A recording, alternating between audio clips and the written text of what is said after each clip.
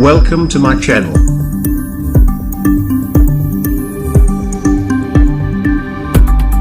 नमस्कार दोस्तों, मैं सुनील कुमार परिहार आपका अपने YouTube चैनल परिहार करंट अफेयर्स में बहुत बहुत स्वागत करता हूं। आज हम टॉप 15 क्वेश्चंस लेंगे जो 28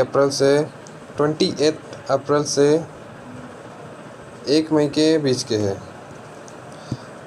चलिए वीडियो स्टार्ट करते हैं। वीडियो स्टार्ट करने से पहले बताना चाहता हूं, अगर आप हमारे चैनल पर नए हैं तो हमारे चैनल को सब्सक्राइब कीजिए और बेल आइकन को प्रेस करना ना भूलिएगा, जिससे आपको आने वाले हमारे सारे वीडियोस के नोटिफिकेशन मिलते रहें।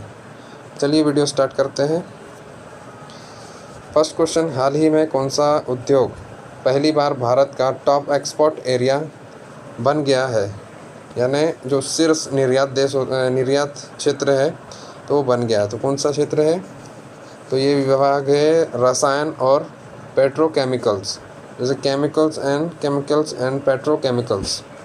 रसायनों के निर्यात में पिछले वर्ष इसी अवधि की तुलना में 7.46% की वृद्धि दर्ज की गई है और इस अवधि के दौरान रसायनों का कुल निर्यात 2.68 लाख करोड़ रुपीस तक पहुंच गया है।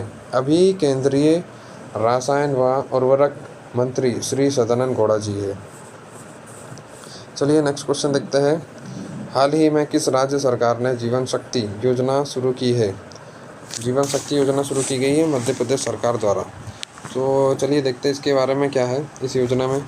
इस योजना के तहत जो महिलाएं मास्क बनाएगी और उन्हें सरकारी व्यवस्था के अनुसार तय जगह पर जमा करेगी तो उन्हें हर मास्क के लिए 11 रुपये का भुगतान किया जाएगा और एक महिला को एक बार में कम से कम 200 मास्क बनाने का ऑर्डर मिलेगा इस योजना के तहत। और अभी रिसेंटली यहाँ के मुख्यमंत्री कौन बने हैं? तो ये बने हैं शिवराज सिंह चौहान जी, ये भी याद रखिएगा। चलिए नेक्स्ट क्वेश्चन देखते हैं। हाल ही में किस संगठन ने हाइड्रोजन ईंधन फ्यूल बस और कार परियोजना शुरू की गई है? तो ये परियोजना किसके द्वारा की गई है? तो NTPC द्वारा, national thermal power corporation limited. NTPC क्या है? भारत का सबसे बड़ा बिजली उत्पादक है और विद्युत मंत्रालय के तहत एक केंद्रीय सार्वजनिक क्षेत्र का उपक्रम है। उपक्रम में लेह व नई दिल्ली के लिए 10 हाइड्रोजन फ्यूल सेल आधारित इलेक्ट्रिक बसों और 10 हाइड्रोजन फ्यूल सेल आधारित इलेक्ट्रिक कारों के लिए वैश्विक अभिरुचि पत्र आमंत्रित किए गए हैं इस परियोजना के तहत। चलिए नेक्स्ट क्वेश्चन देखते हैं। हाल ही में किस अर्धसैनिक संगठन ने कार्यालय शुरू किया गया है? किस संगठन द्वारा किया गया है? तो ये किया गया है CISF द्वारा, जिसका फुल फॉर्म है सेंट्रल इंडस्ट्रियल सिक्योरिटी फोर्स। इसमें थोड़ी सी डिटेल से वो पढ़ लेते हैं क्या है।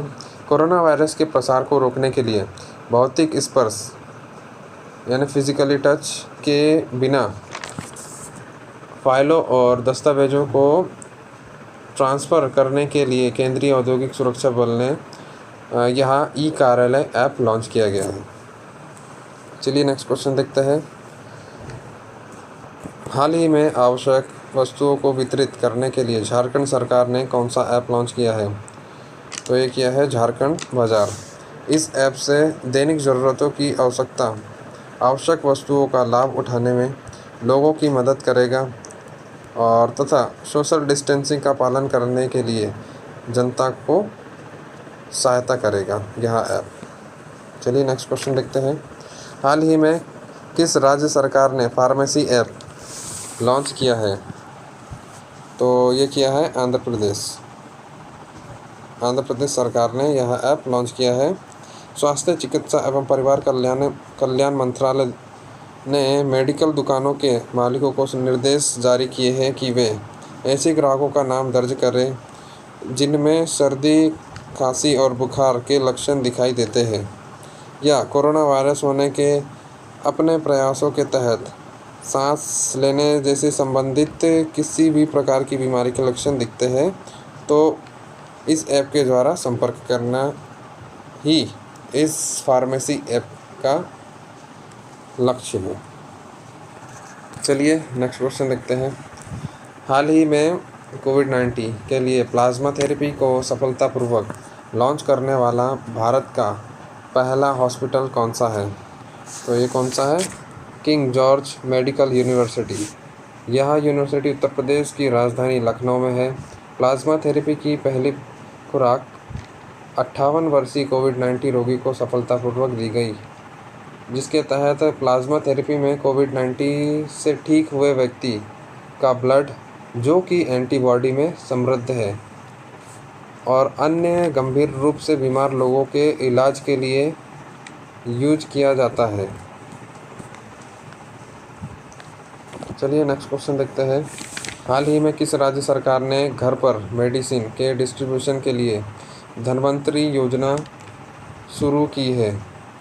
तो ये है असम सरकार द्वारा। इस योजना के तहत व्यक्तियों को जिन मेडिसिन की कमी है और जो मेडिसिन जिले या राज्य के 10 किलोमीटर के दायरे में उपलब्ध नहीं है, उन्हें वह दवाइयाँ उपलब्ध कराएगा, और जिसके लिए व्यक्तियों को टोल फ्री नंबर 104 पर कॉल करना होगा। चलिए नेक्स्ट क्वेश्चन देखते हैं। हाल ही में किस संगठन ने कोविड-19 उपकरण अधिनियम गतिवर्धक लॉन्च किया है? तो ये किया है विश्व स्वास्थ्य संगठन WHO द्वारा। कोविड-19 उपकरण अधिनियम गतिवर्धक को ग्लोबल फंड, यूनाइटेड CIPI इनके सहयोग से WHO द्वारा लॉन्च किया गया है। इससे कोविड-19 के लिए ट्रीटमेंट और वैक्सीन के रिसर्च एंड डेवलपमेंट में तेज़ी लाने में मदद मिलेगी, और इसका उद्देश्य कोविड-19 के उपचार को अमीर और गरीबों के लिए समान रूप से मुहैया कराना है। चलिए नेक्स्ट क्वेश्चन देखते हैं। हाल ही में कौन सा देश युद्ध अभ्यास पिच ब्लैक आयोजित करता है? तो ये है ऑस्ट्रेलिया। ऑस्ट्रेलिया युद्ध अभ्यास आयोजित करता है। पिच ब्लैक अभ्यास एक द्विवार्षिक अभ्यास है जिसे रॉयल ऑस्ट्रेलियाई वायु सेना द्वारा आयोजित किया जाता है। पहला पिच ब्लैक अभ्यास 1981 में आयोजित हुआ था। यह अभ्यास रक्षात्मक और आक्रामक काउंटर एयर कॉम्बैट पर केंद्रित है और उत्तरी ऑस्ट्रेलिया में आयोजित किया जाता है। चलिए नेक्स्ट क्वेश्चन देखते हैं। हाल ही में किस संगठन ने चंद्रमा का पहला भूवैज्ञानिक मानचित्र जारी किया है? तो ये किया है USGS। इसका फुल फॉर्म है यूनाइटेड स्टेट्स जियोलॉजिकल सर्वे।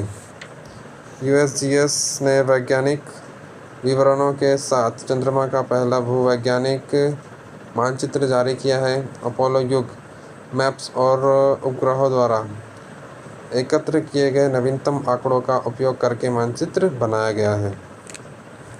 चलिए नेक्स्ट क्वेश्चन देखते हैं। हाल ही में किस राज्य सरकार ने जगन्नाथ विद्या देवेना योजना शुरू की है? ये की है आंध्र प्रदेश सरकार द्वारा। यह योजना एक शुल्क प्रतिपूर्ति योजना है जिसका लाभ राज्य के लगभग 14 लाख कॉलेज के छात्रों को मिलेगा। शुल्क प्रतिपूर्ति शैक्षणिक वर्ष 2020-21 के छात्र की मां के खाते में 4 किस्तों में की जाएगी। योजना के लिए सरकार द्वारा 4,000 करोड़ रुपए जारी किए गए हैं और लंबित बकाया राशि के लिए 1,880 रुपये जारी किए गए हैं। चलिए नेक्स्ट क्वेश्चन देखते हैं। हाल ही में बॉलीवुड के किस एक्टर का न्यूरो एंडोक्राइन ट्यूमर की वजह से निधन हो गया है? तो ये हुआ है इरफान खान जी का। मुंबई के कोकिलाबेन धीरूभाई अंबानी हॉस्पिटल में उन्होंने अंतिम सांस ली। उन्हें करीब 1 सप्ताह पहले कोलोन इन्फेक्शन के चलते वहां भर्ती कराया गया था, और जिसकी वजह से इनका निधन हो गया, और वे 53 वर्ष के थे। चलिए नेक्स्ट क्वेश्चन देखते हैं। हाल ही में रूहदार विकसित किया गया है, यह क्या है? तो यह है कम लागत वाला ventilator. IIT Bombay NIT Srinagar और Islamic University of Science and Technology Awantipora Pulwama Jammu और कश्मीर के इंजीनियरिंग छात्रों की एक टीम ने यह वेंटिलेटर विकसित किया है। चलिए नेक्स्ट क्वेश्चन देखते हैं। हाल ही में किस महान अभिनेता का निधन हो गया है? तो ये हुआ है ऋषि कपूर जी का।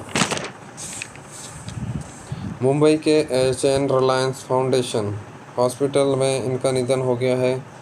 पिछले साल सितंबर माह में अमेरिका से भारत लौटे थे और वहाँ उनका करीब 1 साल तक कैंसर का इलाज चला और उन्हें 2018 में कैंसर की बीमारी हुई थी।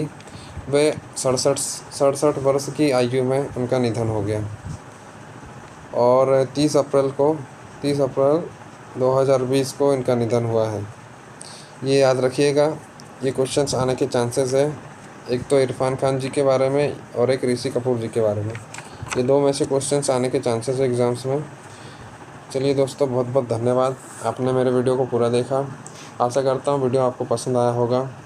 आगे भी ऐसे वीडियोस लेकर आते रहूँगा, इसलिए मेरे वीडियोस को लाइक कीजिए, शेयर कीजिए मेरे चैनल को ज़्यादा से ज़्यादा लोगों में। चलिए धन्यवाद दोस्तों, फिर मिलते हैं अगली वीडियो के साथ में।